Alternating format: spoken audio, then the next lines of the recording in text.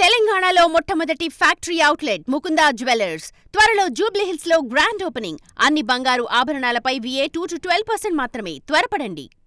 మహిళా విశ్వవిద్యాలయంలో వేధింపుల కలకలం. ఇప్పటికే కళాశాలకు సంబంధించినటువంటి యూనివర్సిటీ వీసీ కూడా అప్రమత్తమయ్యారు. గ్రీవెన్స్ కమిటీ వేశారు. మెస్లో పనిచేస్తున్నటువంటి వినోద్ కొంతమంది విద్యార్థులను వేధింపులకు గురి చేసినట్లు కూడా పెద్ద ఎత్తున ఆరోపణలు వస్తున్న నేపథ్యంలో దానిపైన దర్యాప్తు చేస్తున్నట్లు కూడా తెలుస్తుంది.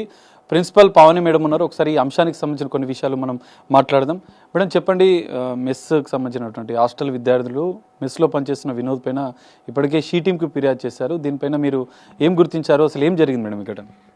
నాకు నిన్న ఎస్ఐ గారు నరసింహ గారు ఫోన్ చేశారు, ఇట్లా జరిగిందని చెప్పేసి. నేను మా టీం కలిసి హాస్టల్కి వెళ్ళాం.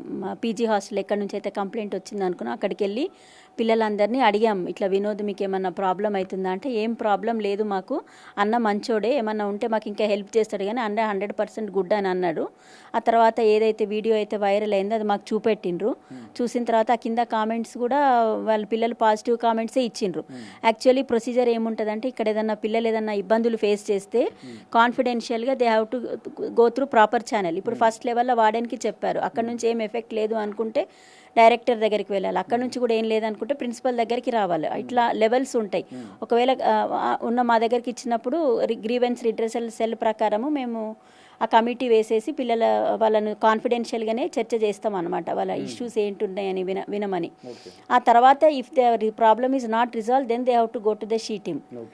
Without that they have went to the she team. And I till now నేను ఛార్జ్ ఫిబ్రవరిలో తీసుకున్నాను. అప్పటి నుంచి ఇప్పటి వరకు కూడా నాకు ఎలాంటి రిటర్న్ కంప్లైంట్ వినోద్ మీద ఇవ్వలేదు వాళ్ళు.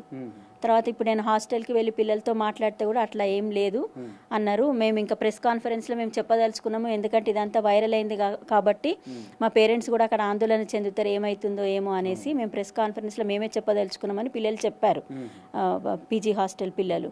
తర్వాత ఆ అమ్మాయి ఎవరో డౌట్ ఉన్న అమ్మాయి కూడా కాల్ చేస్తే, అమ్మాయి ఇప్పుడే హాస్టల్కి వస్తున్నా మేడం, నేను ఎలక్షన్స్ కానీ ఊరికి వెళ్ళినా, మార్నింగే బస్ ఎక్కిన, నైట్ వరకు వస్తా అని చెప్పింది. విద్యార్థులు ఆడియోలో క్లియర్ గా చెప్పారు, మేడం మా పర్సనల్ గా టార్గెట్ చేస్తారు, మేము అందుకే రహస్యంగా షీ టీమ్ కి కంప్లీట్ చేస్తున్నాం, మీరైనా చర్యలు తీసుకోవాలని చెప్తున్నారు. దానికి ఏం చెప్తారు?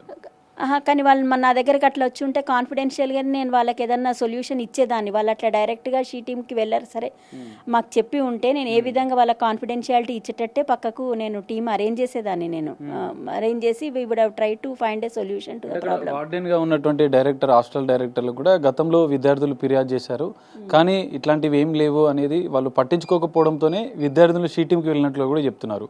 దీనికి ఏం చెప్తారు? అది నా దృష్టికి అయితే రాలేదండి. నేను ప్రిన్సిపల్ అయిన తర్వాత నా దృష్టికి వస్తే కంపల్సరీగా నేను యాక్షన్ తీసుకుంటా.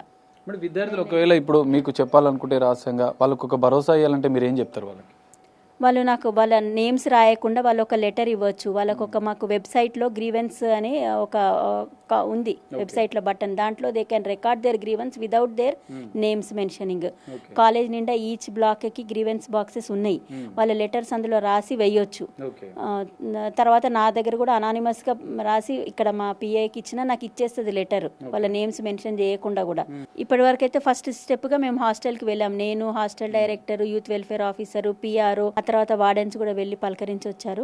పిఎస్ కూడా వెళ్ళి కనుక్కున్నాం ఏమైంది అనేది. తెలిసిన విషయం ఏంటంటే వినోద్ భరోసా పోలీస్ స్టేషన్ నాంపల్లిలో ఉన్నాడని తెలిసింది. తెలిసిన తర్వాత నేను ఇక్కడికి వచ్చాను కాలేజ్కి. ఈలోగా ఇక కమిటీ మెంబర్స్ అంటే మేమే కమిటీ మెంబర్స్. ఇక స్పెషల్గా పిల్లలు ఏమన్నా లెటర్ ఇస్తే కనుక తప్పకుండా ఇన్వెస్టిగేషన్ చేపడతాం.